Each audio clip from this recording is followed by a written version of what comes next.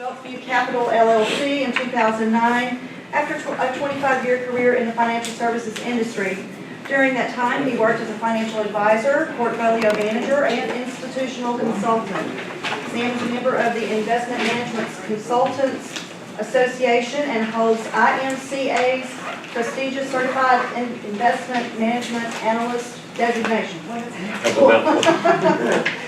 Additionally, he is an accredited investment fiduciary and a chartered retirement planning counselor. Wealthview Capital LLC is an independent fee-only registered investment advisory firm offering investment management, goals-based planning, and personalized financial advice delivered with a fiduciary standard of care. The firm is committed to helping its clients achieve their goals through intelligent, transparent, and low-cost wealth accumulation, preservation, and distribution strategies. Wealthview Capital serves a broad array of clients across the U.S. Thank you very much. Thank you.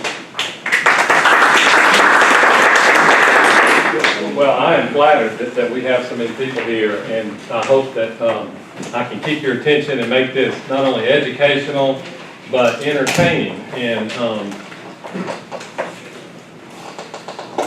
as was just proposed, we have a wealth management firm, and what we do, we manage money for a lot of people across the country, but a lot of our clients are getting to the age where they're asking us about Social Security. And the topic of Social Security is so deep and broad and complex that until recently we didn't feel competent in even trying to answer their questions, because it's very, very complicated, as you're going to see in just a minute. And so about a year ago, we made an investment in resources to try to come up the learning curve on Social Security so we could offer our clients competent advice. And one of the things we're going to talk about today is what happens if you have alternative income, which everybody sitting here may very well have. And one of the things I'd like you to do is try to make this entertaining. I know if I'm in a meeting, I take notes, and that kind of keeps me focused. But today, you don't have to take notes, but what we're going to do is we're going to give everybody a quiz. Okay, we're going to test your knowledge on Social Security, and at the end of the meeting, we're going to score it, and we're going to give away some prizes to those of you who are most knowledgeable. And you might be really embarrassed about how little you really know about Social Security. So this, you can't, some of the answers are in your book. This is an honor system. You can't look in the book for the answers. So if you would, let me start with a disclaimer. Wealthview Capital does not provide tax or legal advice. Always consult a tax specialist or a legal specialist regarding your personal situation. As I said, we're a wealth management firm. What we do, we provide professional asset management, goals-based planning, and personalized financial advice, and we do it focused on our clients. Our total focus is our clients. We don't sell financial products. We don't earn a commission from any investment our clients put their money in. So our whole focus is trying to help you achieve your goals with reduced risk at the lowest possible cost and with a reasonable probability of success. So the table of contents today is 4 parts. I'm going to give you some history, facts, and trivia about Social Security. We're going to talk about what we call optimal claiming strategies. We're going to talk about earnings limits, taxation, and TMS income. And then I'll open it up for any questions. So let's start with history, facts, and trivia of Social Security. And the first part of this is if you would answer the 7 questions on that quiz that are in front of you. And we've got some nice prizes. I'm embarrassed, my good friend Joanne James, but Joanne is a retired teacher from Pearl. She taught at Pearl High School, and as if she didn't have anything else to do, she has gone into the jewelry manufacturing business. And she's got a company called Josie's Gems, and she's made 2 articles for today, a bracelet and a necklace, turquoise necklace, and they are absolutely beautiful. And then for the guys, we've got a big game knife that you can use to cut limbs with, and then some ear protection if you're out sighting in your gun. So you got to get the answers correct to get those prizes. And hopefully what'll make this interesting is I'm going to give you the answers in the PowerPoint. You'll know real quick whether you did good or not. Let me know when you're done.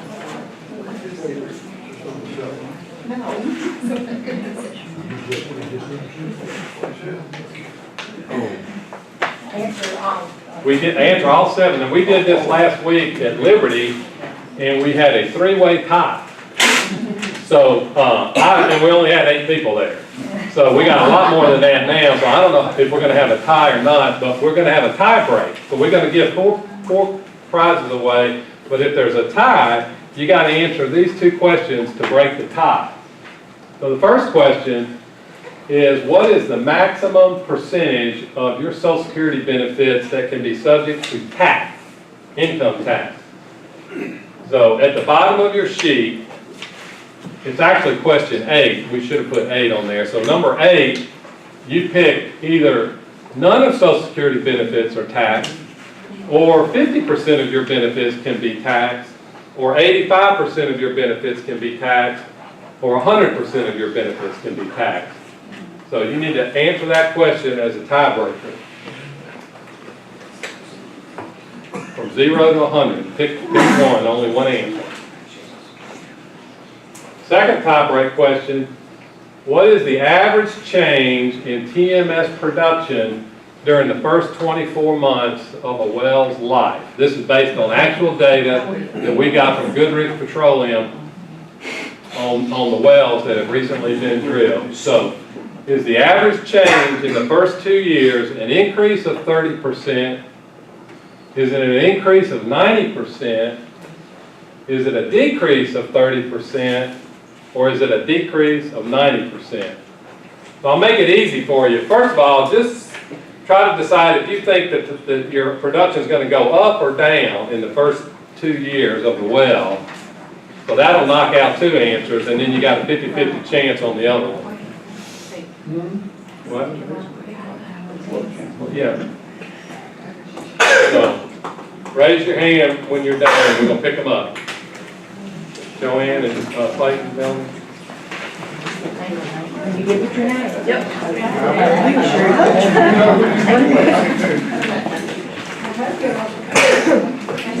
didn't know more.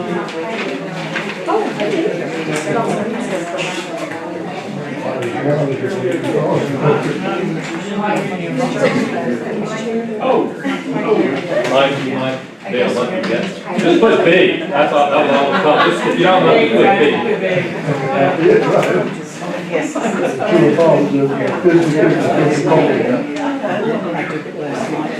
Okay, bring me the prize.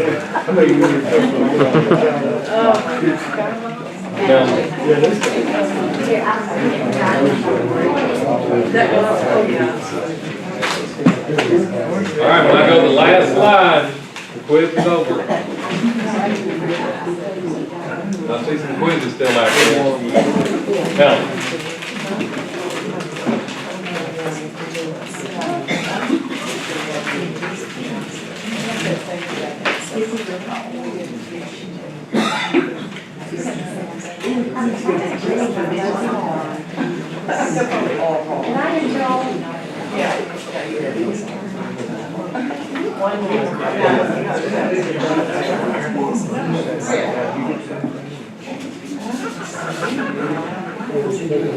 oh yeah, and if you don't put your name on that sheet, we're not going to know who won the prize. I forgot. All right, you ready?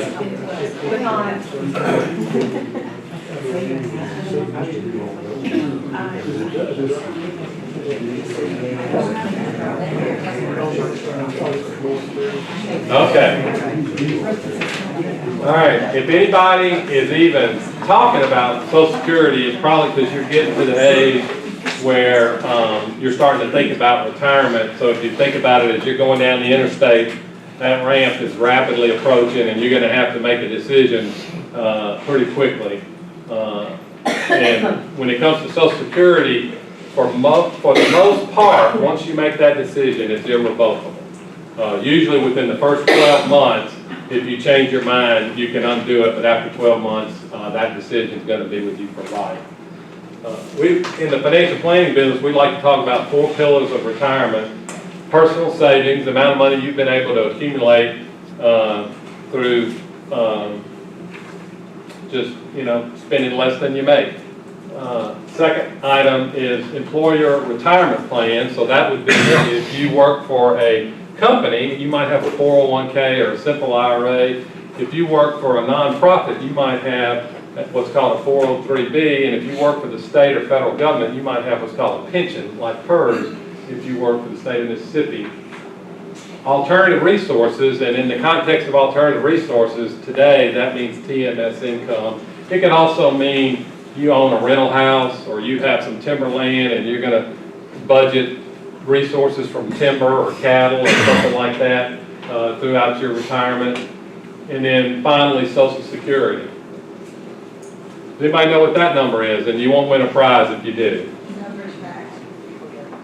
That is how many rules are in the Social Security manual. Okay, that's how many rules there are that dictate what your benefits are going to be. Typical government. So what is Social Security? This picture is a picture of FDR signing the congressional act that created Social Security. And the reason that we like to show this is not FDR. It is actually the gentleman to the right, to his left, with the cigar and the white suit. Does anybody know who that man is?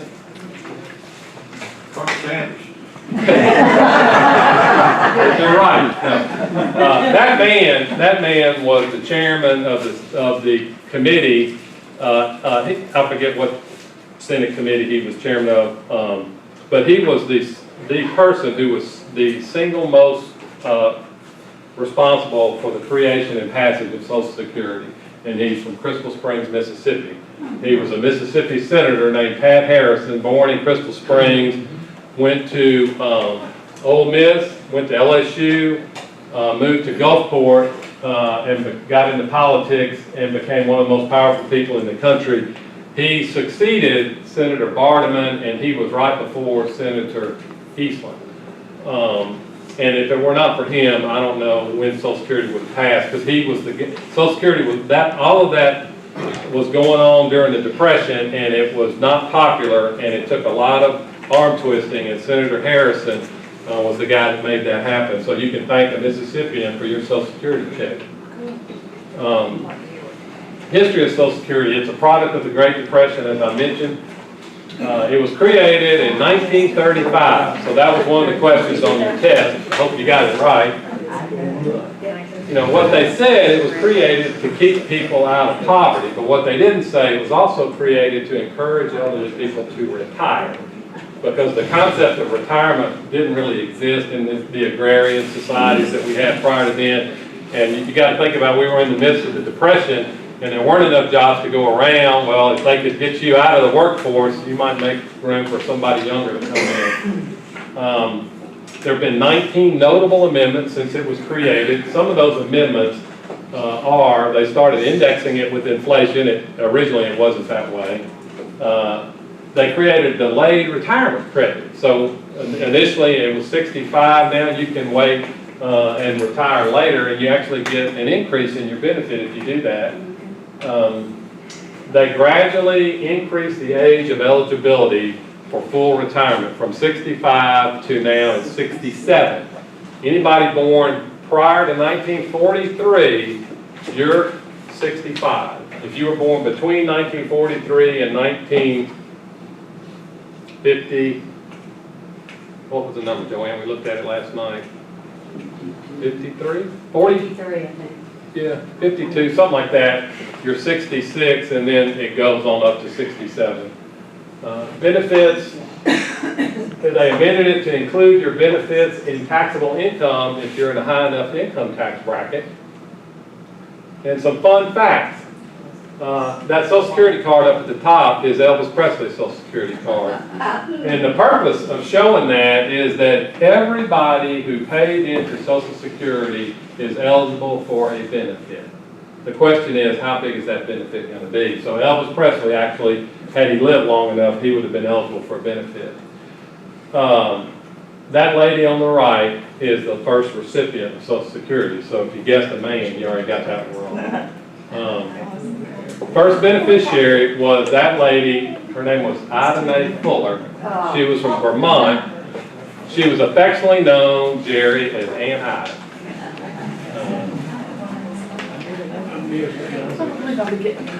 She got her check in 1940. So that was a question. She only worked 3 years before she got her check. Now keep in mind, Social Security was, have we talked about when it was created? 35. Created in 35. She got the check in 40. Well, she only worked 3 years. It took them, from the time they signed it, it took a couple of years to get it all worked out. Her check number was 000000001. She was actually one of several people who qualified, and they pulled her name out of a hat. And her check was for $22.54. Now, she lived in a little town like Liberty. She was up in Vermont, and she drove to the closest town with the Social Security office, like Macomb, and she just happened to be driving by the Social Security office and decided she would pull in and inquire about her benefits. And she was quoted in the paper back then. She says, "It wasn't that I expected anything, mind you, but I knew I've been paying for something called Social Security, and I wanted to ask the people in the office about it." I think she was one. But she got it for $22. Social Security is an important resource for your long-term financial planning. The key advantages is predictable, lifelong income, inflation protection. So a lot of people worry about inflation. Well, Social Security's indexed with inflation every year. There's no market volatility risk. It can't go down. And you have spousal coverage. And there's some tax advantages to Social Security. So some quick stats. The average monthly benefit this year is $1,300. That was one of the questions on your quiz. So if you guessed $1,300, you got it right. The maximum benefit this year is $2,642. So you may or may not have gotten that question right. We didn't ask this, but the total number of beneficiaries in June, which is retirement, survivor benefits, and disability, was 58.5 million people in the United States are getting a check from Social Security. That's a lot of people. That's $70 billion per month. Okay, and a lot of people are worried about Social Security. We do a lot of financial planning, and our younger clients, we start talking about resources in retirement. We get to Social Security, they say, "Dust don't count on it. It's not going to be there." Well, that's not true, and we're going to talk about that. Where does the money come from to pay for Social Security? It comes from you, and it comes from your employer. You pay 6.2% of your W-2 earnings every paycheck into Social Security up to $117,000. So if you make less than $117,000, you're paying 6.2. If you're a football player in the NFL and you make $5 million a year, you pay 6.2 on $117,000. Okay. Medicare, you pay 1.45%, and it used to be the same. That's called the wage base. The Medicare, you used to pay the same tax on the same wages as Social Security, and they changed the law. Now, if you're a football player in the NFL making $5 million a year, you pay 1.45% on the whole $5 million. And your employer pays the exact same amount that you pay. And so the total, every paycheck going into Social Security and Medicare is 15.3%. Now, in Obama's recent tax bill, they added a new tax for Medicare to try to keep Medicare solvent. If you make over $200,000 a year, you're going to pay an extra 0.9%. And if you're a married couple making over $250,000, you're going to pay 0.9%. And I think that's W-2. So what is Social Security? How's it work? Ronald Lee came up with this slide. Your time today, my time tomorrow. And what's neat about this, if you look at the generations, you can see that the old geezer on the far right, on the far left, he's retired and he's taking money out of the newly retired guy's billfold, who's taking money out of the middle-aged woman's purse, who's taking money out of the back pocket of the teenager, who's taking money out of the back pocket of the paper boy. And that's actually how Social Security works. We're all paying it forward for the generation that came ahead of us, which is the way it should be. The problem is right here. When they created Social Security in 1935 and Aunt Ida got her check in 1940, there were 159 people paying into Social Security for every Aunt Ida who was taking a check out. Now, it was brand new. That statistic's kind of skewed. So if you look 10 years later, by 1950, there were 16.5 people paying in for every person receiving benefits. 20 years later, it got down to 5. And right now, there's 2.9 people paying into the system for every person who's taking benefits out. So that's not a trend that we'd like to see. If that was not bad enough, what's happened to average life expectancy during that time period? When Aunt Ida retired, average life expectancy was 62.9 years. Today it's 78.7. So you got fewer people paying in, more people taking out, and we're all going to live to 150. So that's a serious problem. And here's what it actually looks like on the chart. The Social Security Board of Trustees releases a report to Congress every year, and this report just came out. This is the 2014 report, and that dark blue, my thing doesn't work up here. It works down here, but that dark blue line is Social Security, and the black vertical line is today. That's 2014. So what they're projecting is that the Social Security Trust Fund is going to be bankrupt in 20 years. Okay, the dotted blue line is Disability Trust Fund, and the red line is Medicare. That doesn't look too good. Oh no. Does that mean there won't be any Social Security for me? The answer is no, it doesn't. Everything's going to be fine. How can I say that? Well, it's this chart right here. The black vertical line is today.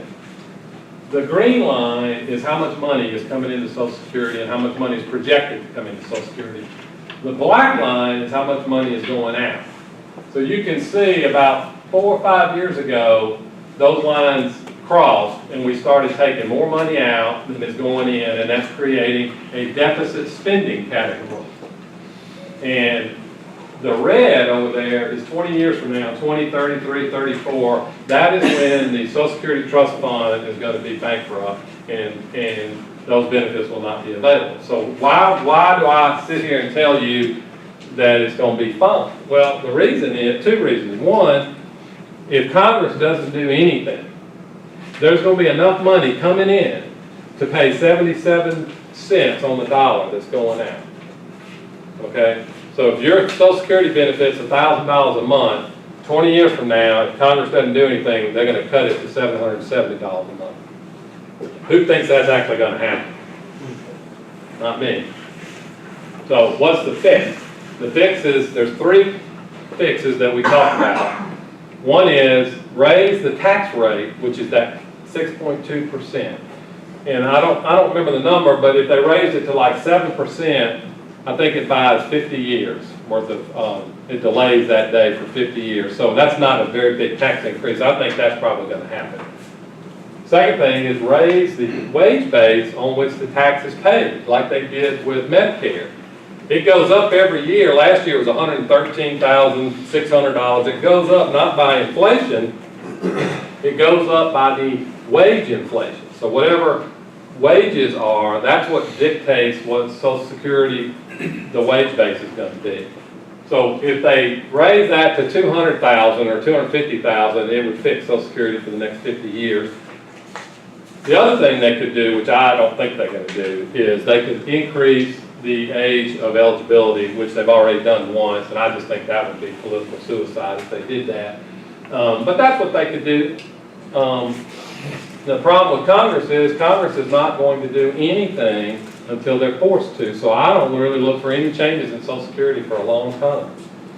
But it's like if you live for 30 or 40 years and you spent less than you made, you have excess earnings, and you invest those, and let's say you put them in a bank account, and we'll just call that your trust fund. And over a 30 or 40 year career, you build that up, and you retire, and you start spending it down. Well, that's what's happening to the Social Security Trust Fund. They're spending it down. When they spend it all, if they spend it all and they don't do anything, then they're going to have to cut your benefits. But Social Security is not going broke. The trust fund is going broke. Okay, part 2, optimal claiming strategies. How do I get started? It's actually pretty simple. You log in. These packages that we've got in front of you have all this information. You don't even need to take notes. You'll notice that you don't get that statement from Social Security anymore. They quit doing that. Why did they quit sending those out? They're trying to save money. They're looking out for your benefits.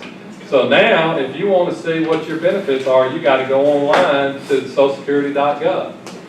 They have a link there that's called My Social Security, and you click that link and you register and create an account with your Social Security, your name, Social Security, date of birth, and then you have to answer some security questions, which it will scare you to death what the government knows about you. They're going to ask you what bank have you had a mortgage with, what car was your most recent purchase. Other questions I had no idea the government knows, but they know. You create an account. What you want to do 2 things. You want to verify the accuracy of your earnings. Since your Social Security is based on your lifetime of earnings, you want to make sure they got it right. If they're showing that you made too much, I wouldn't tell them about it. But if they show that you made less than you made, you might want to bring it to their attention. And the way it works is they look at your highest 35 years of earnings. And that's what calculates your Social Security benefit. And it's not consecutive earnings. So if you were a woman and you worked for 10 years and dropped out of the workforce to raise kids for 20 years and went back into the workforce, they're going to pick up that first 10. You're not going to be penalized for those years that you weren't working. It's actually a very fair system. So you want to log in, verify that your earnings are correct. If they're not, call the Social Security office and they'll actually fix it. You have to prove to them that you have it, have your tax return. And then you want to review your benefits estimate. They've got some online calculators that are actually pretty simple, but because they're so simple, they don't really help a lot. And then you make a decision if it was only that easy. Problem is, it's not easy. For a couple, age 62, we've calculated that there's over 5,000 different claiming decisions that couple can make. If the husband is 10 years older than the wife, there's 11 million different decisions that they can make. It has to do with the months and whether you file for retired benefit or spousal benefits. It is unbelievably complicated. And you can call the Social Security office, but they cannot advise you. You can say, what should I do? I'm this age, my wife's this age. They're prohibited from giving advice. They can answer questions, but for liability reasons, they cannot provide advice. That's one of the things that we do for our clients. But you can take your benefits early. You can take it at full retirement age, which is age 65 to 67. You can delay it after full retirement age up to age 70. You can do what's called file and suspend, or you can file a restricted application. And a lot of it has to do with timing. So the earliest you can get your benefit is 62 if you want retired benefits. Full retirement is 65 to 67, and you can delay it up to age 70, and you can't delay it past age 70 because that's not allowed. Now, here's an example of somebody, here's the dates, Joanne, 1943 to 54. If you were born in that 10-year period, your full retirement is age 66.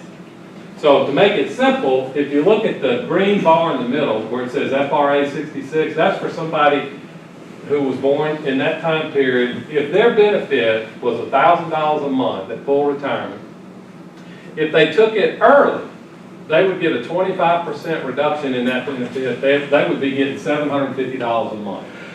They could delay it as late as 70, and for each year that you delay it, it goes up by 8%, guaranteed. So if you delay it, it's a 32% increase. So if you didn't need the money, for example, if you had an oil well in your backyard,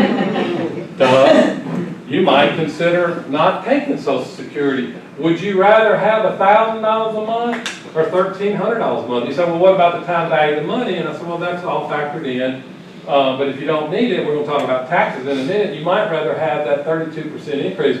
Well, look at the difference between somebody who took it early at 62 and somebody who waited to 70. It's almost 100% difference in their benefit.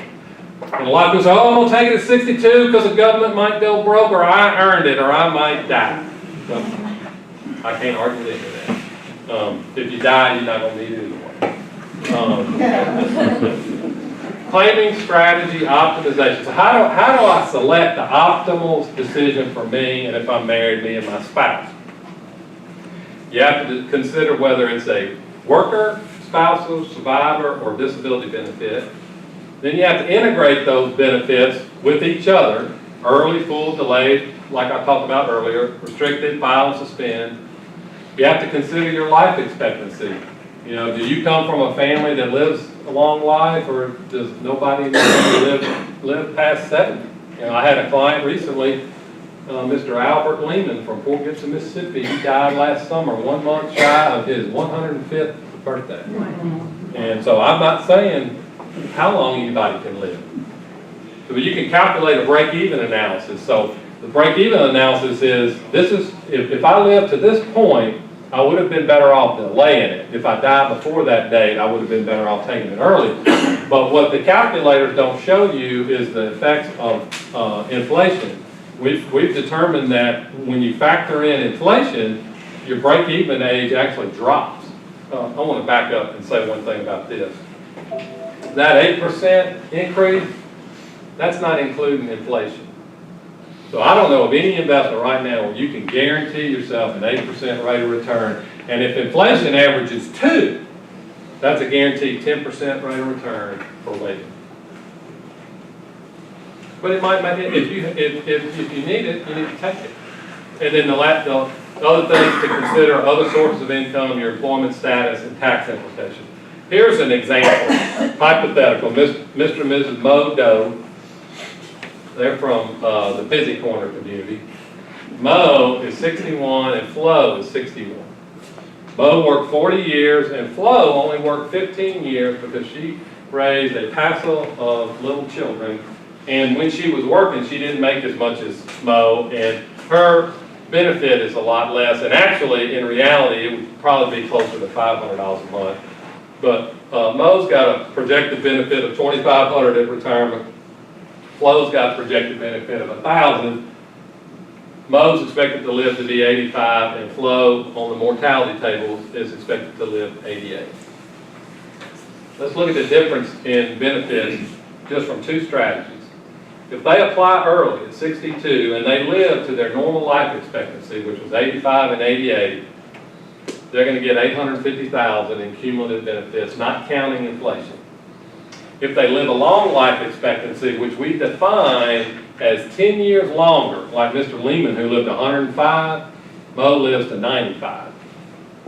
1.185 million in benefits if they live 10 years longer. What if they had selected the optimal strategy? Normal life expectancy would have produced $1 million. Long life expectancy, $1.5 million. That is a difference of $165,000 and $383,000 over their lifetime. That is real money. You don't even have to have an oil well in your backyard to understand that is a lot of money. So don't leave money on the table. Make sure that you are making the right decision. And this is pretty complicated stuff, I admit. But the keys to success: log into the Social Security website, verify the accuracy of your records, analyze all of your resources for retirement income. Don't take it just because you're entitled to take it. Identify other factors and how they apply to your situation. Compare different integration strategies to determine your optimal strategy, and then select your strategy. Or you can seek professional help, which is what we did. We actually have a sheet in there. We'll actually do this for you for $200. And we don't make any money. We're losing money on that because we'll have several hours into it. But we need to charge something just to offset the investment we've got in software. But if you're interested in it, there's a sheet. You can either fill it out and leave it today, or fax it or email it or call us. We'll be happy to help you. Here's an example of a client of ours. This is a real case. This is a gentleman, he only became a client of ours about less than a year ago. And by the time we met him, his wife had already started taking benefits at 62. And he had just retired, and he was full retirement age, and he came in there with his portfolio, which he hired us to manage, and we started talking about Social Security. He said, well, I'm eligible next month. I'm fixing to go down to the Social Security office and apply and get my benefit. And we said, well, do you really need it? Well, he didn't. He had over $2 million in his account that we were managing. But he was of the mindset that he'd been waiting for full retirement. He needed it. He had earned it. He was going to get it. So what we do, we did a discovery process where we got all the facts, did a comprehensive analysis, and then we came back with a report that showed him the difference between, in this case, early for him was right now. Okay, he was already full retirement. He didn't have the ability to take it at 62. His wife took hers at 62. So we were looking at early, which was if he took it right now or waited later. And what we learned, it may be hard to read those numbers up there, but the green bar on the left and the red bar on the left is normal life expectancy. It was a difference of $135,000 to them. And if they lived a long life expectancy, it was a difference of $265,000, over $250,000 for somebody who didn't really need it. And why is that important to know? It's important because he had the primary benefit, and his wife was younger than him, and she's probably going to outlive him by 10 years. It matters to her. It doesn't matter as much to him as it did to her. And that vertical line there is actually their break even. So in their strategy, their break even was 81 years and 8 months, and they both have longevity in their family. Her mother's still living at 88, and his parents lived to 90. So if he makes it to 81, he's better off late. Part 3, earnings limits, taxation, and Tuscaloosa Marine Shell income. Well, let me ask you 3 questions. Are you currently working? Are you under full retirement age? Are you contemplating filing for early benefits?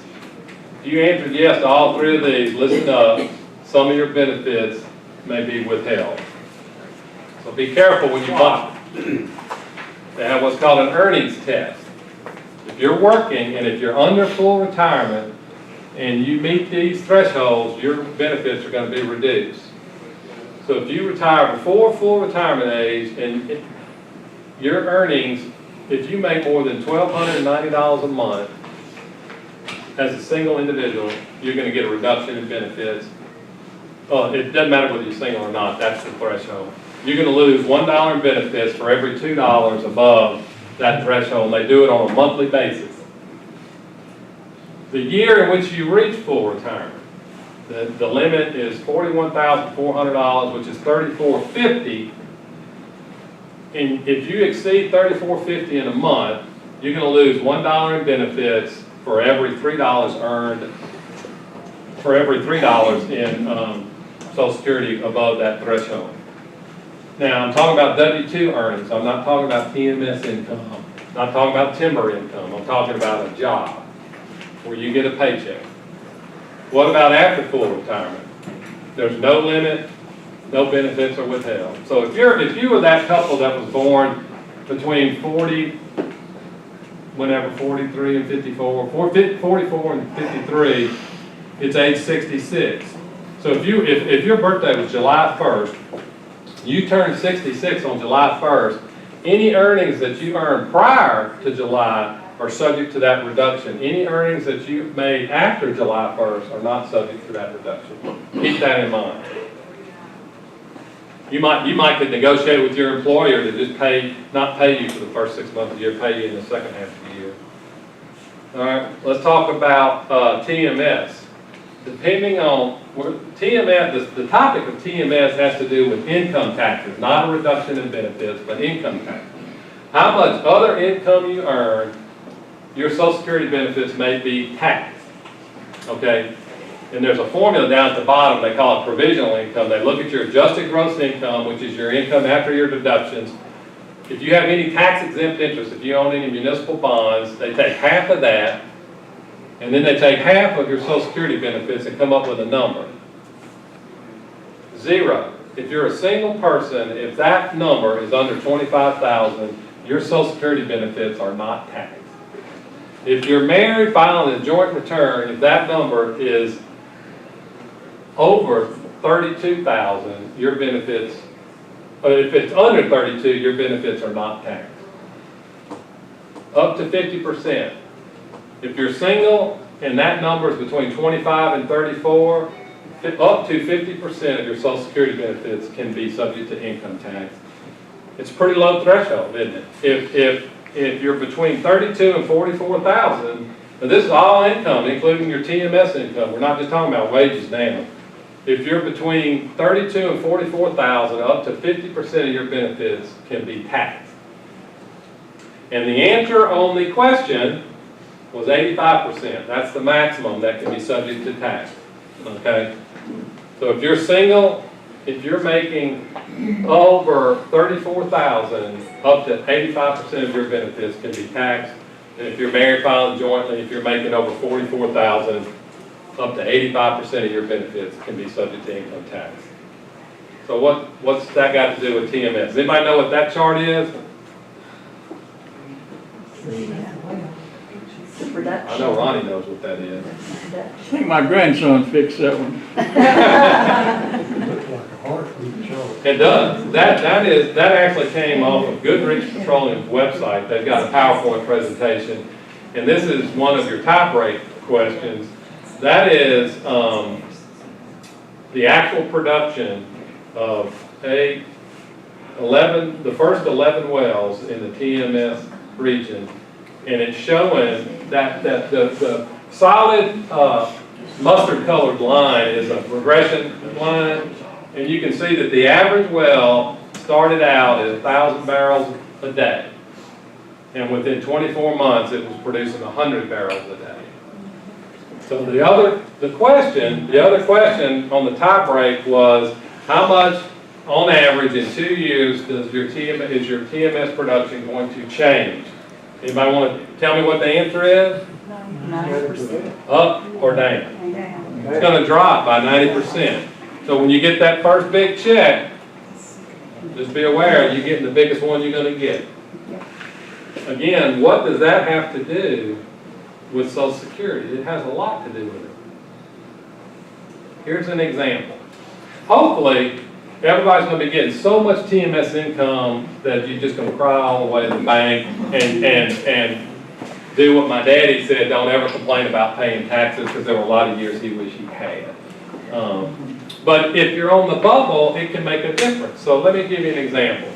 Here is a person who, full retirement at 66, they're projecting right out of the chute $1,000 a month from their mineral interest on the TMS well. Their combined Social Security benefits are $1,950. Well, where did that number come from? Does anybody remember what the average benefit is? 13.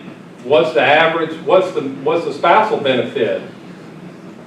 Half of the average. It's half of your highest. So if the husband's getting $1,300 and the wife's benefit is less than half, she's going to get half of his.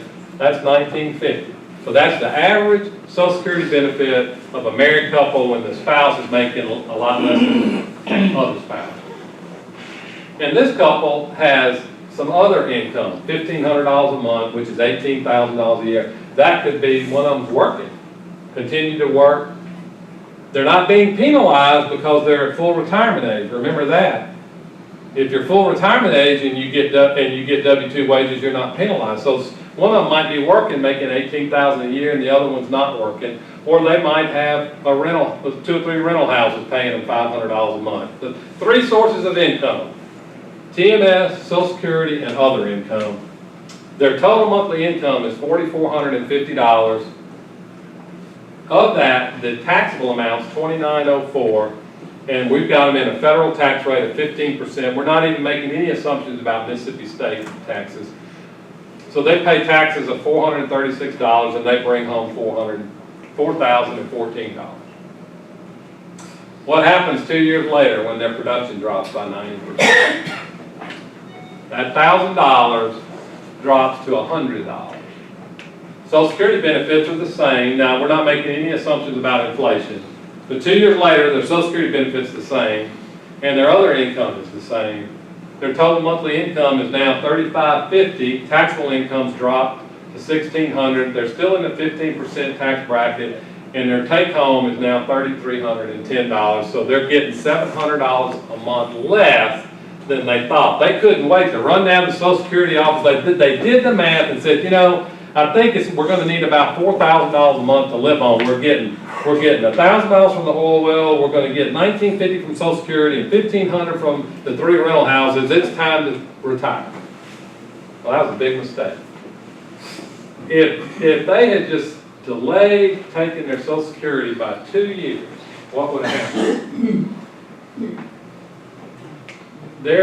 To get to the bottom, their take home would be $3,617, which is $300 a month more than if they had taken it early. And you go, well, that's not very much. That's for life. They're going to get $300 a month more for life. And it has to do with the taxation of their Social Security benefits, either at 50% or at 85%. What if they waited to 70? They would be getting $600 a month more spendable income for life. So these are heavy decisions. They're not easy to make. And what we wanted to do, this conference is about TMS income, and I'm thinking I'm in the wealth management business. We got 3 other financial advisors here talking about investing. I didn't want to talk about the same thing everybody else wanted to talk about. And we're getting involved in trying to help our clients make prudent Social Security claiming decisions. I said, well, let's talk about Social Security. So hopefully this is not even going to apply to you. You're going to have so much oil income that you're going to pay the maximum tax and you just crawl away to the bank. But you never know. So what we like to say is don't confuse short-term speculative income, which is what TMS is. There's no guarantee that it's going to continue. You know, we talked about these oil companies can lock up these units, drill 1 well, and they don't ever have to come back. Don't confuse short-term speculative income with long-term guaranteed income, which is what Social Security is. Consider the effect that your TMS income will have on taxes. Would you rather pay more taxes or less? I'd rather pay less taxes and have a higher Social Security benefit to boot. And consider your long-term income needs rather than your short-term benefits. So that's all.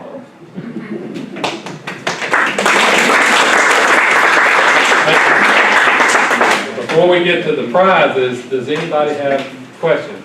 I can't guarantee an answer, but I'll try.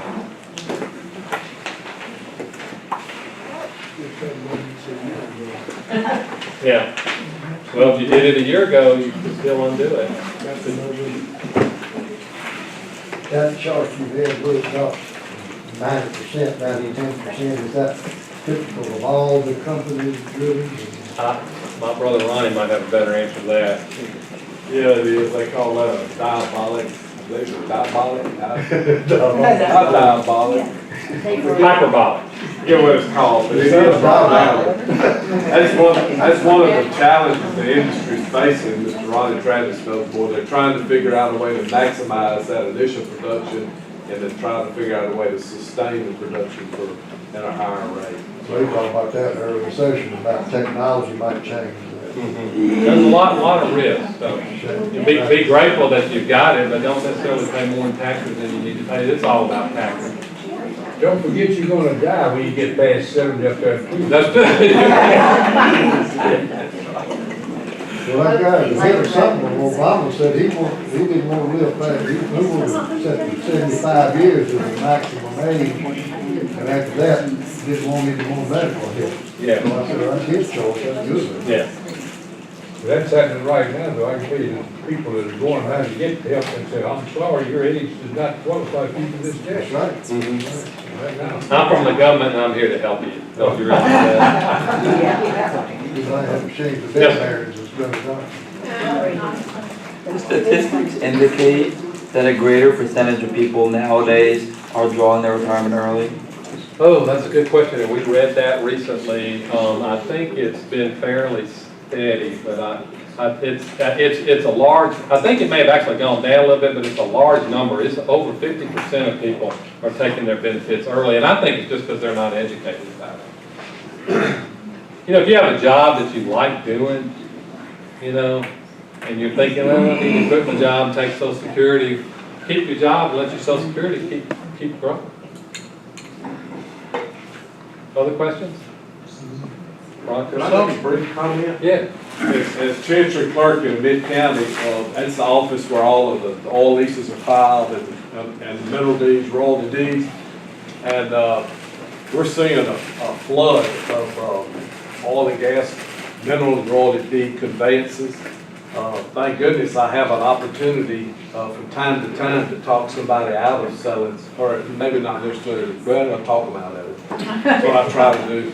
In some cases, people, if they're older, statements, they may decide to sell some of their minerals or royalty, but everybody needs to be aware that I've got a notebook in my office about this thick with hundreds of letters of solicitation. Some of you have gotten them if you have minerals in Mid-County and there's nothing wrong with trying to solicit a purchase of your minerals or royalty as long as it's done in a right way, but some of them have been very misleading, and I go to the Attorney General's office every time I get one. I've done it for about a half dozen times, we'll go again next week.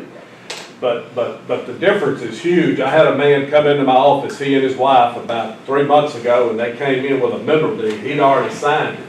Guy was offered to buy 32 acres of minerals, and he was offered $1,500 an acre, so it was about $48,000. He'd already signed the deed, brought it in, and despite his wife's protest to get me to notarize it. Before I notarized it, she asked me what did I think about it.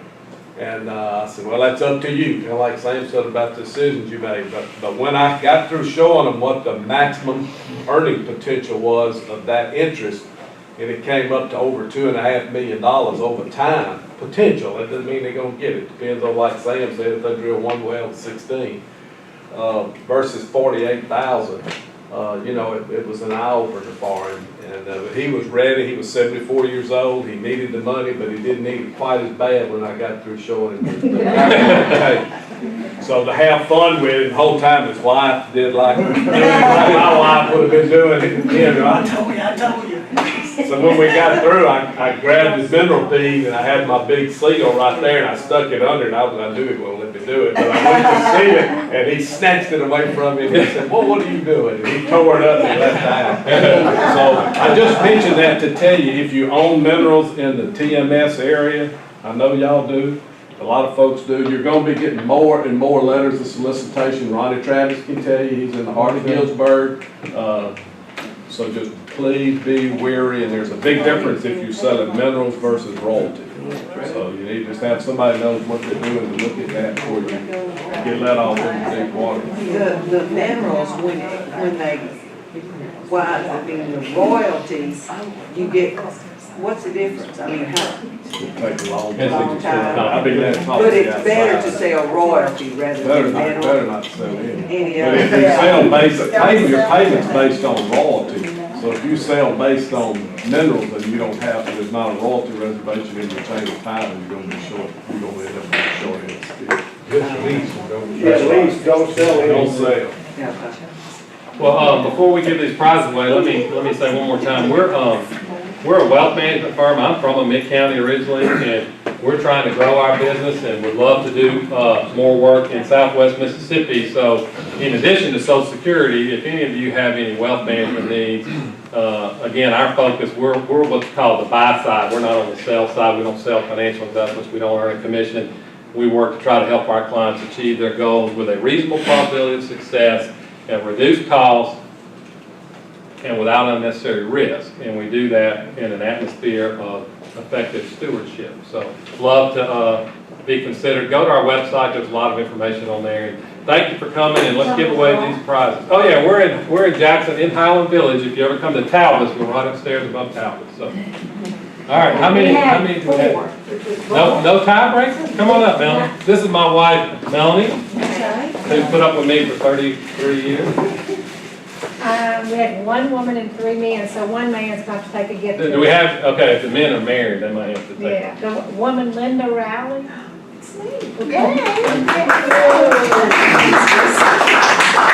You don't have to take the jewelry if you'd rather have the knife.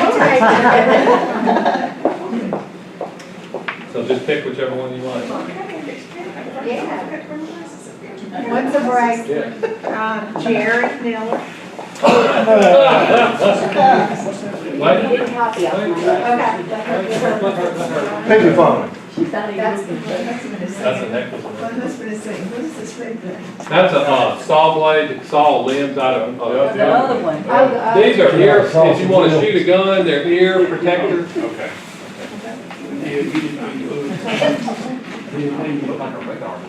That's handmade, Joanne made those.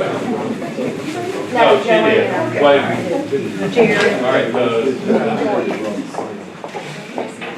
me see.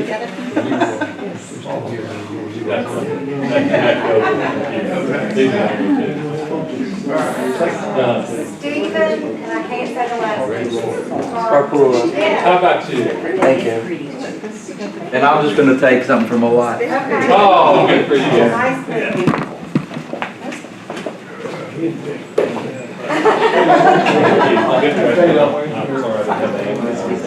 Percy Raver. Say it louder. Percy Raver. Here's the Thank y'all.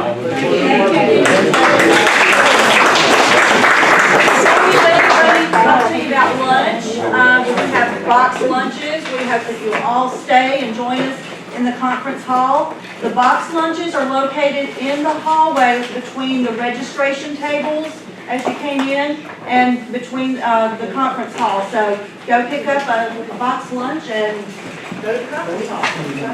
Thank you.